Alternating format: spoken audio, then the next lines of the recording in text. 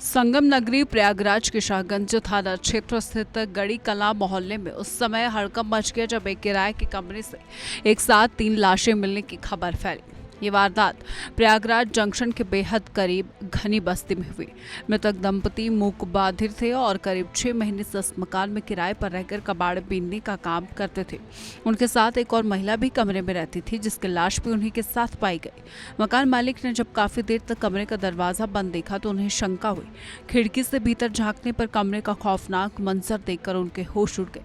तीनों के शव फर्श पर खून से लथपथ पड़े हुए थे। मूक बधिर होने के कारण वारदात के वक्त पीड़ित चीख पुकार भी नहीं मचा सके और उसकी आवाज कमरे से बाहर उनकी नहीं आ पाई।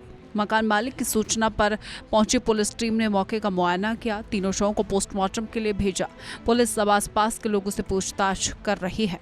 घटनास्थल की बारीकी से छानबीन करने पर पुलिस को कमरे के भीतर से एक खून से सना एलपीजी सिलेंडर और शराब की खाली बोतल मिली है। शुरुआती जांच में आशंका जताई जा रही है कि हथियारों ने भारी सिलेंडर से सिर और चेहरे पर ताबड़तोड़ प्रहार करके तीनों की बेरहमी से जान ली है।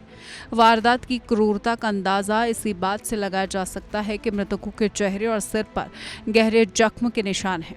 पुलिस की फॉरेंसिक टीम ने मौके से फिंगरप्रिंट और अन्य साक्ष्य जुटाए हैं। ताज्जुब की बात यह है कि कमरे से कोई भी पहचान पत्र या दस्तावेज बरामद नहीं हुआ है, जिससे मृतकों की सटीक पहचान स्थापित करने में मशक्कत करनी पड़ रही है।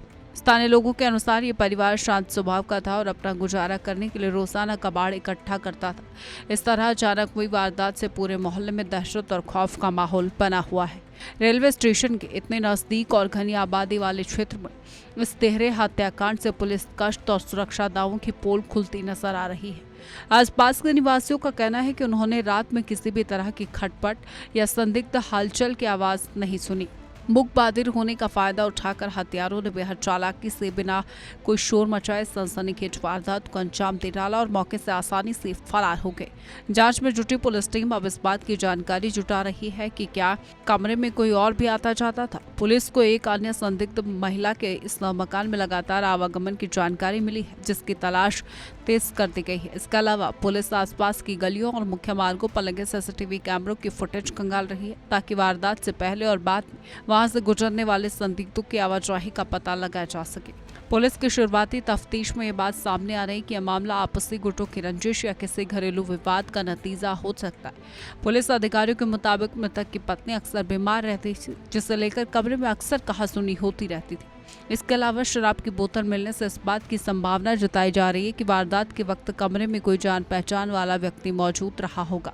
पुलिस हर संभवित एंगल पर गहराई से पड़ताल कर रही है। कबाड़ कारोबार से जुड़े अन्य लोगों, मृतक दंपति के संपर्क में रहने वाले संदिग्धों को हिरासत में लेकर पूछताछ की जा रही। अधिकारियों का दावा है कि फॉरेंसिक साक्ष्यों, कॉल डिटेल और सीसीटीवी फुटेज की मदद से बहुत जल्द इस खौफनाक तिहरे हत्याकांड की गुत्थी सुलझा ली जाएगी और आरोपियों को कानून के कटघरे में खड़ा किया जाएगा। प्रयागराज के गढ़ी कला मोहल्ले में किराए के कमरे से मूक बधिर दंपत्ति और एक महिला की शव मिलने से सनसनी फैल गई। तीनों कबाड़ बीनने का काम करते थे। मौके से खून लगा सिलेंडर और शराब की बोतल मिली। पुलिस को हत्या की आशंका है। मामले की जांच आपसी विवाद और अन्य कारणों को ध्यान में रखकर की जा रही है। कैमरामैन पंकज के साथ प्रेम पाठक, टीवी 100।